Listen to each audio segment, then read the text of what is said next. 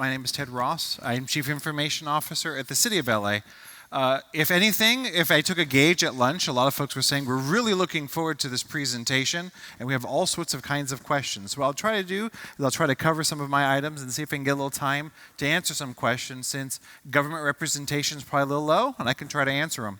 Now, I am one person in a city workforce of 48,000, so it's highly unlikely I can answer everything you're asking, or I'm the utmost expert, but I'll always certainly do my best to try.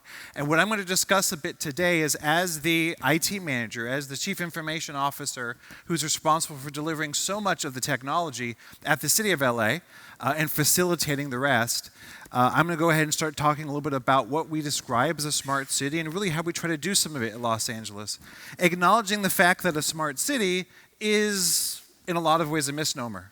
At the same time, it's something that's been going on for a long time. So, LA.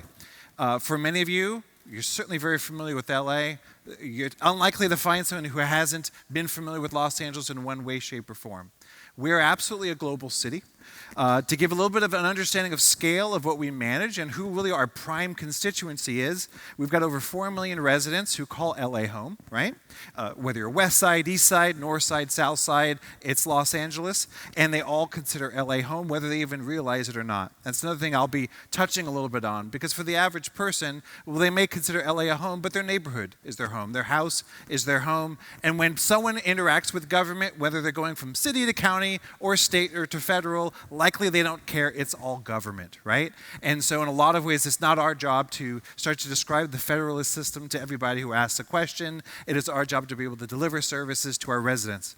There's over 500,000 businesses that call LA home, and there's over 48 million visitors. So to give a little bit of the insight, this is our North Star. So with the products and the services we deliver, repeatedly we will work as hard as we can to ensure that we are benefiting not just city departments and city employees, which have value, but that we're benefiting the people who live in LA, the businesses that operate in LA, and the people who visit Los Angeles. So LA is, needless to say, a big system. To give a little bit of an idea of some of the scale, let's touch on a few items. So 22,000 miles of roads have to be maintained. 6,000 miles of sewers need to be maintained by city departments. Did I mention we're 42 different city departments? So everything from LAX, Port of LA, the largest utility that's municipally owned in the country, police department, fire department, cultural affairs, big, small, there's a lot of departments involved in the running of Los Angeles. To give another idea of some of the scale, this is a statistic that blows me away every time I see it, that the Port of Los Angeles with the Port of Long Beach combined represents 43% of all imports coming into the United States. So a city department in the Port of Los Angeles is responsible for about 4 out of every 10 items, goods that make its way into the U.S. The city of Los Angeles is a massive economic region. It's a massive population region. It's a massive tech region. Like, LA does a lot of things. But more important from my perspective than just the physical ecosystem that we're all responsible for and keeping running is the digital ecosystem that underlies a lot of it. When you think of LA and you think of LA culture, there's a lot of aspects. We think of celebrities, we think of weather, we think of traffic, right? There's a lot of aspects when it comes to the identity of LA. One of the aspects of LA is LA does not brag. That might sound funny, but being someone born and raised in LA and being someone who works for the city of LA, I am truly a homer. But generally speaking, we're not a very braggadocious city. So we can do a lot of things, and the average person's never even heard what we do. And we find a lot of that also in LA too. So take, for example, transportation, right? The term smart city has become such a big conversation in the last several years. The city of Los Angeles was one of the first to be installed, let's say, the very original traffic light. But that's like 100 years ago. One of the very first to have a full-time fire department. Once again, that's like 100 years ago. And it was for the 1984 Olympics. So Los Angeles is becoming one of those cities that's going to have 3 Summer Olympics, the third one being, of course, in 2028. But we started in 1984 when it came to traffic management. You think traffic is bad now, God forbid, if we didn't have the work that's being done by the LA Department of Transportation. So among other things, in addition to 25,000 plus loop detectors and all the kinds of capabilities, we have 4,500 connected traffic intersections today. that can be controlled from one central location and managed through algorithms there. Now, I know there's been a lot of discussions in this conference and many others to delve into the idea that while we may have a very quote-unquote sophisticated system, it's a very traditional one that relies on wires and switches and people and algorithms, and it's connected from the perspective of the 1980s. And if you were asking me to build, let's say, a city today, and you said, Ted, we need to do traffic management, I would not be burying a bunch of wires and cables to connect everything together, because the reality is quite likely I probably have people already sharing their data with us through something like Google Waze. So the reality is, and I think it was very well stated before, innovation in smart city technology of 1984 was not the same as 94. Which was not the same as 2004 and certainly isn't the same as 2019. And what you find in government is there's a lot of really great technology, and there have been really great technology initiatives, but they can't rest on their laurels, because the reality is we have 2019 problems, and applying 1984 technologies is going to have its strengths, it's definitely going to have its weaknesses. But the reality is, ATSAC, this is what's called the Automated Traffic Surveillance and Control System, today reduces traffic by 15 to 20+%. And it manages a lot, and it automates a lot.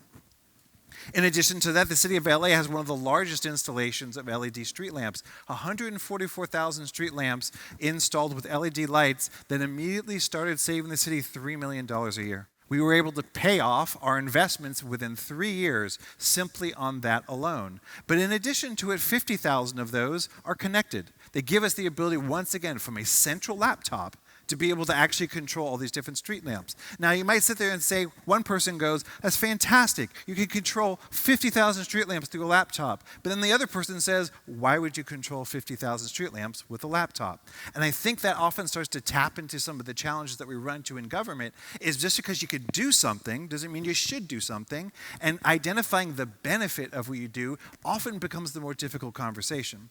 Because when we think about smart cities and smart cities today, we think about wonderful sky is the limit technological opportunities, but what do we do with them? How do we do it? And what are the values we apply, which are quite often in government some of the much bigger challenges.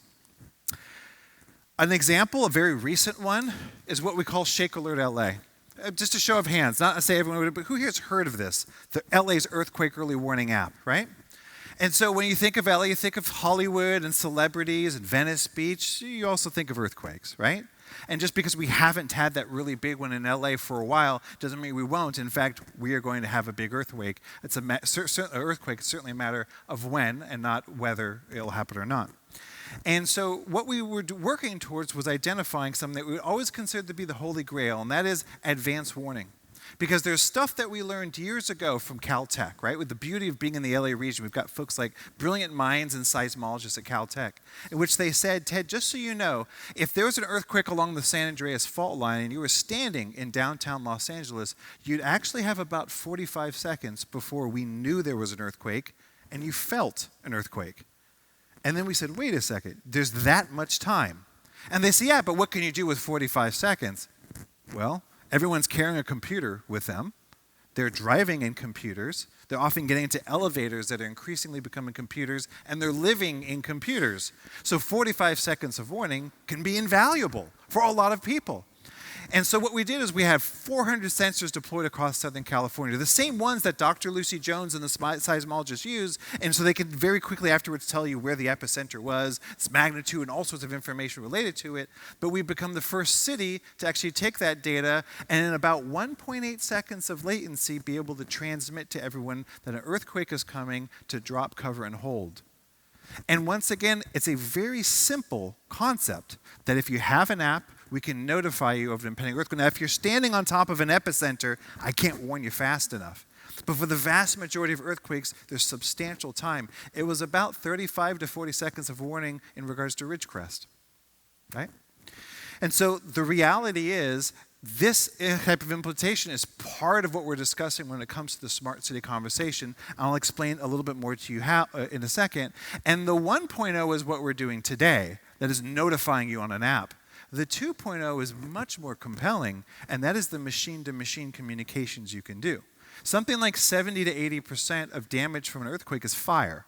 So our ability to talk to a Google Nest that, let's say, has the ability to shut off your gas is very compelling. The ability to take an elevator and to have it stop at the next floor and open its doors so that people have to step out of the elevator, or they can, so that in an earthquake it's not stuck and firefighters have to rescue them. Can you imagine just how many people will be stuck in elevators during a major earthquake? And how many resources the city will be allocating while it's trying to fight fires, while it's trying to get people out of buildings, to simply get people out of elevators? If an elevator can open its door knowing shaking is coming at a high enough magnitude and let you out, that's a vast savings in resources, as well as sparing thousands, if not tens of thousands of people of a very scary experience. All of which occurs with these smart city types of technologies. So it begs the question how we at the city of LA define a smart city, because a lot of people define it in a lot of different ways. And in a nutshell, we think of it as a city that efficiently and ethically, there's a lot of meaning in those two words, but that we efficiently and we ethically, we use secure technology, data, and resources. So we have technologies, we have data, and we have resources. The human beings are a part of a smart city effort. It's not just technology. But we use them to improve the quality of life for, once again, our North Star, the people who live in LA, the businesses who operate in LA, and the people who visit LA. That is extremely important. And like I said, we could spend a lot of time carving into why we have this definition, what do we use it for. But one of the terms in there I think is extremely important is the ethical one. So who here thinks it's cool that we can let you know an earthquake's on its way so you can do something with it? Show of hands, who thinks that's cool? First question we were asked, are you following me? Are you tracking me with this app? First question right off the bat. Because privacy became an extremely important question. Now, let's be honest, you don't have to download the app, right? And the answer is we took these things into account. We have anonymized data. We don't track. We know a point-of-time location of a phone. We don't even know who it is, simply so that we can tell you how many seconds until you feel the shaking. We know nothing more on top of that. We don't even know where that phone was. So there's a lot of things that we put into place as safeguards for that. But notice that one of the first questions was around privacy, because digital ethics is as important a conversation today in government as it is even around the innovation side of it. Secondly, it's extremely important for smart cities to build digital and connected services that focus on a customer journey. So we digitize every service, but then we have to integrate services. Because having fully digital verticals is useless. It's the cross-connection between them that is of the greatest value. So while we may have a Bureau of Street Lighting and a bureau that keeps your roads paved and a police department all separate, technologies that integrate across all of those missions are what create things like public safety. Because lighting affects people's safety, and because medical response affects people's safety. And while these may all be very different departments with people with very different missions, it is that threaded customer journey of the person, let's say, who's getting in their car and they need to get somewhere to park and then arrive safely. That is the journey that we're working around, which is not what government traditionally has its strength in. And I think a third aspect that's important is for cybersecurity to ensure that as we digitize government, the experience is good, because the ability of one laptop to control anything can be terrifying in the wrong hands. Can you imagine if an individual could control every traffic light and turn them all green in the city of LA? We'd have absolute bedlam. So it's critically important for us to layer and to infuse cybersecurity into everything we do, because as we increasingly become that digital government, we have to increasingly be a secure one from a cybersecurity perspective. And so I could certainly spend an entire long bit of time just discussing that item. So when we think about it at a high level, really what we have is at a smart city, which is often associated purely with infrastructure, is really just a part of it. It's digital services for its residents. It's the sharing of government data, which quite often is the only data that an organization will have. So government has such unique data that our ability to share and make it available for all of you to do great things is once again in LA seen as a government service. It's engagement of citizens, because LA is known for a lot of things, including not voting. right? In LA, we are too cool to vote. We're either skiing up there in the hills, or we're surfing over on the side, or we're somewhere else. And so engagement digitally becomes another important concept simply for our democracy. Digital equity. Not everyone can compete in the digital economy equally. So it's government taking efforts to improve people's ability to engage in a modern digital economy. The ability of data integration. Once again, we have, you name it, transportation, an airport, you name the topic, there's mass amounts of data available to us as a city, but our ability to convert data into real information for decision making is once again an aspect that is important, in addition to the infrastructure that's quite often associated with it. So how would, let's say, blockchain make LA smarter? And so what we did is I put together just a few use cases, some of which we're actually in the process of working towards, but others are simply as even hypotheticals as we wrap our mind around blockchain, let's say, as a discussion. So one of them is around digital identification, which we find to be a very compelling one. Because when we think about it, and you heard me alluding it to you before, digital privacy and digital ethics are, once again, arguably as important a conversation as innovation. And here's why. The reality is the world around me is innovating. I cannot lift one finger and the world will continue to innovate. But the world doesn't necessarily continue to be more ethical, and it certainly doesn't necessarily start to take into account our constituents and a lot of their priorities as stakeholders. And so what we're finding increasingly in government is not an intent to try to hinder or limit innovation, but try to support our citizenry in this digital world. Here's a good example. We're used to the idea of being able to pick up a phone or to call 911 when we need police or when we need medical, but we don't do digital cybersecurity. We're in a world in which we've got businesses and individuals who need even simple cybersecurity services to assist them.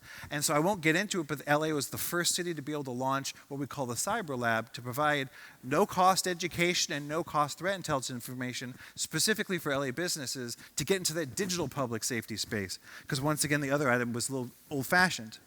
But digital identification, I'm going to touch right back onto that one. Digital identity with privacy protection we consider to be extremely important.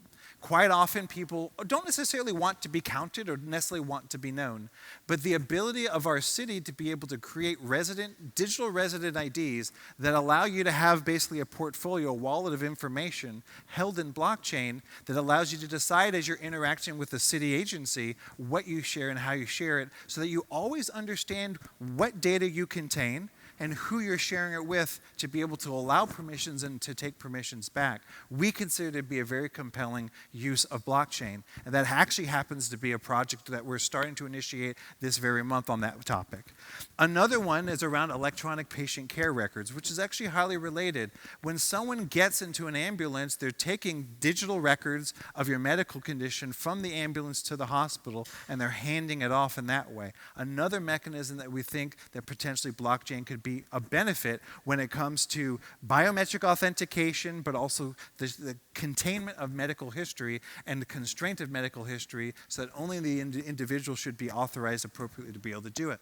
I think a second area is around civic engagement and elections. This is one of those items that, while we often don't necessarily run all the voting systems, that often run through the county as a process as opposed to the city of Los Angeles, we love the idea of online voting. We love the idea of increasing citizen engagement, but not forcing them into a booth or force them to mail something in. Once again, a very old-fashioned approach to how people have done the voting process. But by leveraging our neighborhood councils, we've been investigating the use of blockchain as a part of electronic voting to ensure the accuracy of the vote itself, but at the same time limiting the effects of the physical requirements associated with traditional voting.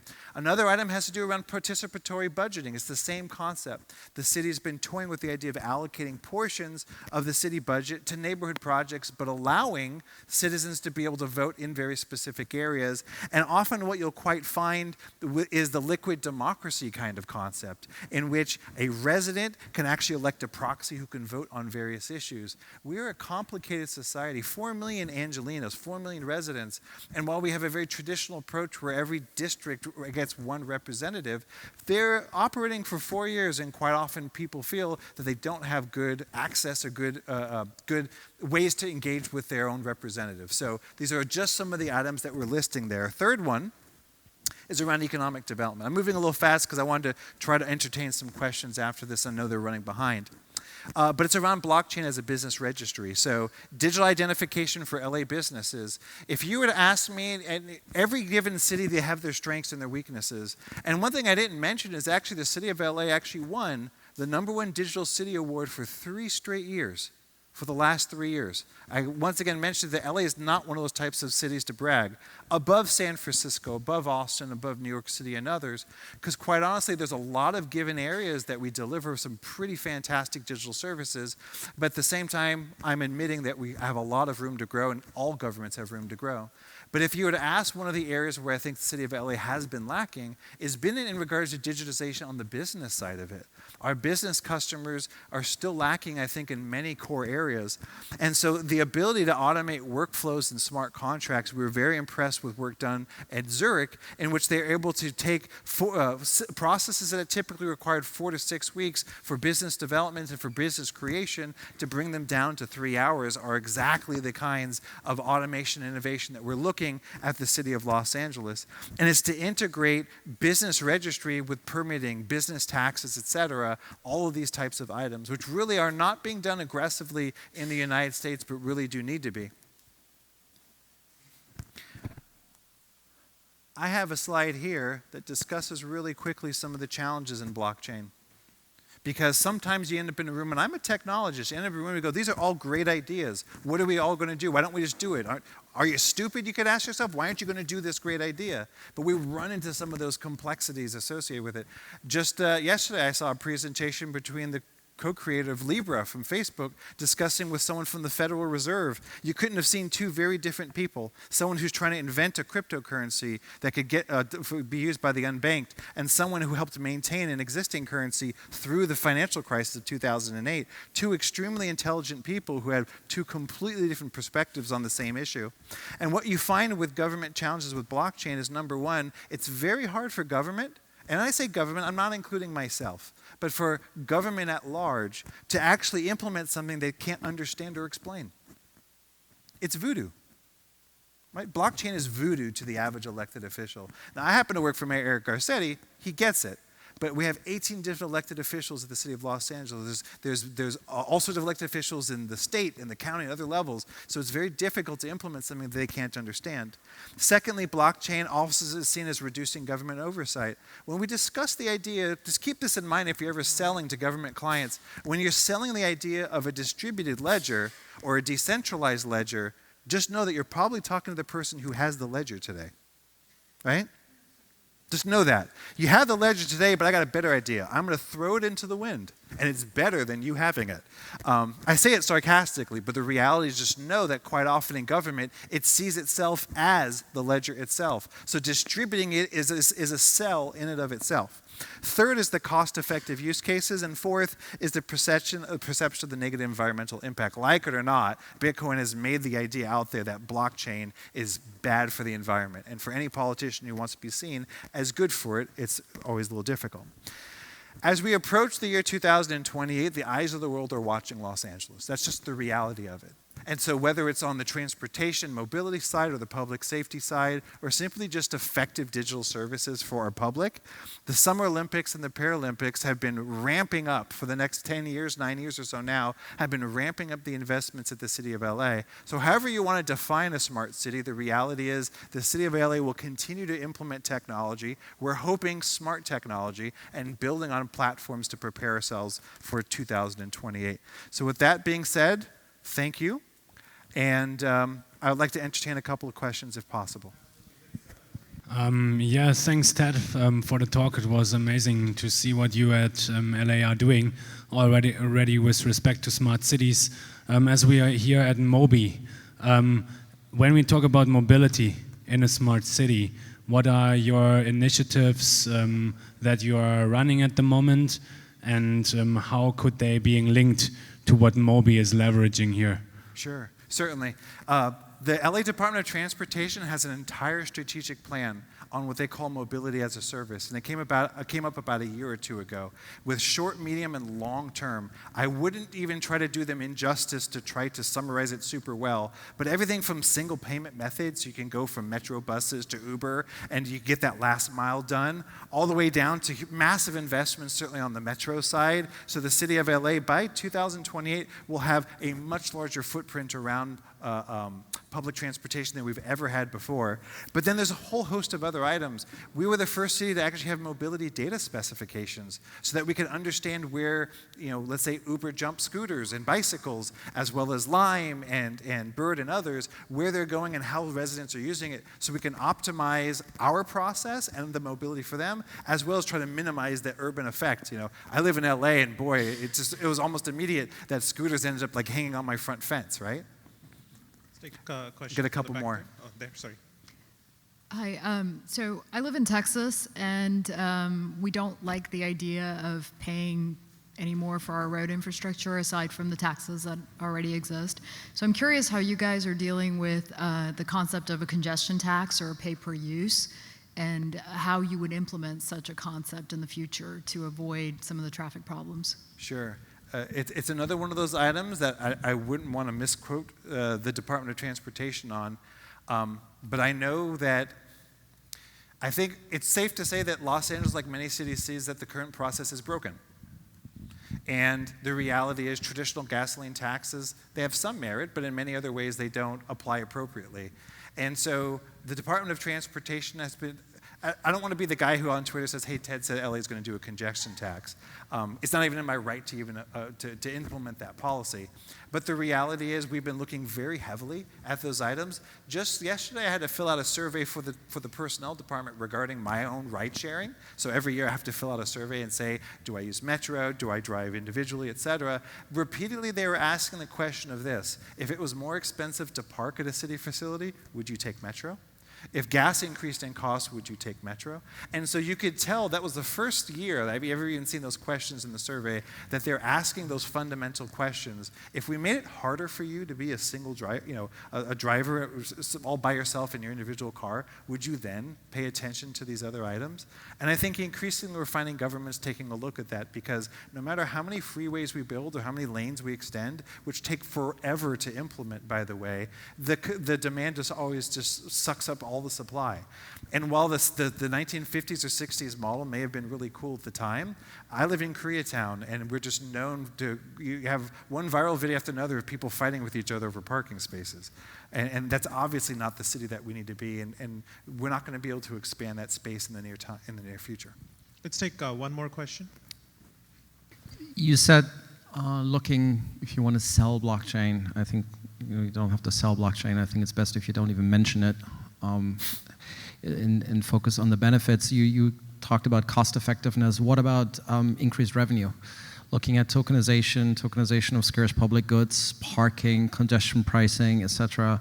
Is that something that the city has considered or would be considering to pilot? So you can give economic utility to its citizens through those tokens? It's a great question, and yes and no. And you've got a lot in your statement, and it's a good thing.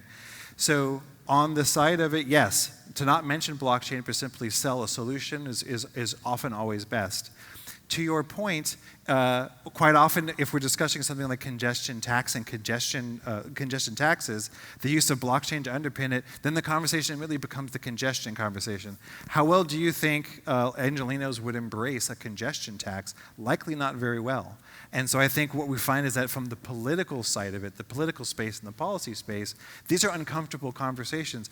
LA went up in arms when it came to the road diet. So the elimination of a lane to allow more bicycle usage, and we actually had entire neighborhoods take that up. I'm not a politician, and so I personally I don't take a position into that. But you're right in the sense that blockchain can provide tremendous capabilities that were really it's a new tool in a toolbox that we didn't even know we had and we haven't had in the past. So when it comes to the implementation of these policy ideas, we very much do value that as a solution, but I know it starts as a policy conversation. When it comes to revenue development, quite often government, it gets looked at negatively from a revenue raising perspective. So we love the idea of identifying and associating costs with those people who leverage it. I think that was the original intent of a gas tax. The more you drive, the more you pay. But often congestion taxes can become much more difficult because you start to get people who are low income, et cetera. So it is very much a value-driven policy conversation that things like blockchain help deliver an underlying technology and how to accomplish it. But I think we're finding that the political side still hasn't quite reached their agreement and their consensus of how they want to approach it. What if I told you you don't need a tax? If you told me that I need a tax? You don't need a congestion tax. You don't need to pay first. You need to allocate the resource appropriately, and then you can people, if they need to use it more, then they have to pay for it. But people are trading that token, that access right, and you give economic utility to those who do not have any, and they can sell it to those that need it, and you can take the city out of it. And so everything you're describing is a concept that in today's given world people are not accustomed to. So we live in a very traditional world today. People have garages, or they use Uber, or they take their bus, et cetera. It's trying to sell the political climate on these concepts for them to implement. What you're describing may be a fantastically good idea that government over there, City Hall's that way, government over there hasn't necessarily embraced. I think our Department of Transportation is very progressive, and they've been discussing a lot of these concepts, but I think it's the idea of kind of making that political move for something that is something very different. We even see it in places like Paris around shutting off streets and these other ideas. To many people that go, of course, why not? It makes perfect sense. You'd be surprised at the level of resistance regarding it. So I think what you're tapping into is there's a lot of, and I run into this a lot, there's a lot of very effective solutions out there, but it doesn't mean necessarily that government embraces them or embraces them at first. So often it requires kind of a change aspect, which isn't always easy. Great. Well, let's thank again Ted. Thank you.